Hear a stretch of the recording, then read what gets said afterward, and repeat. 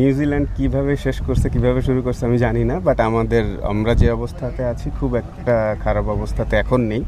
আর আমরা টুর্নামেন্টের একটা ফার্স্ট ম্যাচ আমরা যেহেতু হেরে শুরু করেছি, ডেফিনেটলি একটু তো থাকে, ডিসঅ্যাপয়েন্টমেন্ট থাকেই সেখানে। আমি শিওর যে প্লেয়াররা এগুলো সব কোপ আপ করে ফেলবে। এটা আসলে ফিজিওদের রিপোর্টের উপর ডিপেন্ড করবে। আজকেও করেছে, লাস্ট দিন পর্যন্ত করেনি প্র্যাকটিস, আজকে করলো, মোটামুটি সবই করেছে, টাচ করেছে।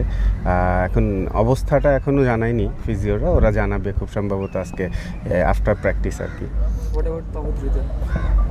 তাহিদ ঠিক আছে, ওটা আসলে ওই ক্র্যাম্পিং ছিল তো, ডিহাইড্রেটের কারণে হয়েছে। আজকে প্র্যাকটিস দেখে তো বেশ ভালো লাগলো আমার মনে হয়। আর এই কন্ডিশনগুলো কিন্তু খুব আহামরি অপরিচিত কন্ডিশন না আসলে আমাদের জন্য। তো অল্প একটু সময় হলে, যেহেতু আজকে প্র্যাকটিস হলো, কালকেও হবে ইনশাল্লাহ কিছুটা অল্প, হয়তো যদিও খুব ছোট টাইমের জন্য, আমার মনে হয় এর মধ্যে ওরা অ্যাডজাস্ট করে নিবে। আর এই তো মানে প্লেয়ার যেহেতু তো আসলে যে কোনো কন্ডিশনে যে কোনো সময় গেলে আসলে, যেহেতু সেম টুর্নামেন্টের মধ্যে আসলে কমপ্লেন করারও কিছু নেই, তো অ্যাডজাস্ট আসলে করতেই হবে সবাইকে।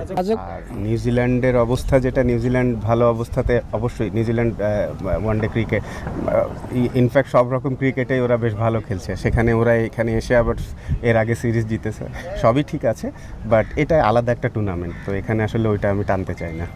ওইটা তো সিলেকশনের ব্যাপার তো আর এখানে বলার কিছু নাই, সেটা পরে দেখা যাবে। আসলে আগে দেখি কি অবস্থা হয়, তো এটা নিয়ে তো আসলে আমি মিডিয়ার সামনে কি বলবো সিলেকশনের ব্যাপার নিয়ে।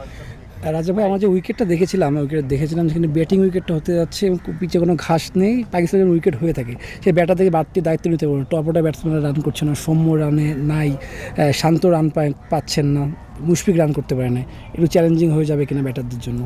ভাই ওইটা একটা ম্যাচ হয়েছে যে 5 উইকেট পড়ে গেছে আমাদের, তো এটা নিয়ে আসলে টেনে না বেড়ানোই ভালো। এটা নিয়ে আসলে কথা, এটা অ্যাক্সিডেন্ট। আমি মনে করি যে আমাদের যে টাইপের টিম আমরা, অন্তত ওরকম টিম না, তো এটা অ্যাক্সিডেন্টালি ঘটেছে। রানে নাই বলা, আসলে ওরা কিন্তু ওয়ান ডেতে খুব একটা বাজে অবস্থাতেও নেই আমাদের টপ অর্ডাররা।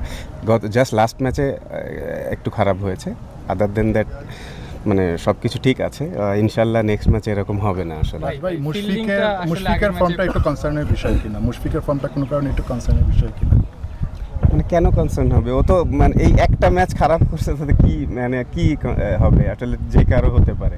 এখন এটা মুশফিক হতে পারে, তাহিদ হৃদয় হতে পারে, শান্ত হতে পারে, ইভেন জাকের আলী হতে পারে, যে কেউ হতে পারে। তো আসলে এটা আমার মনে হয় না যে কোনো একজনের পারফরমেন্স অত কনসার্নিং হবে।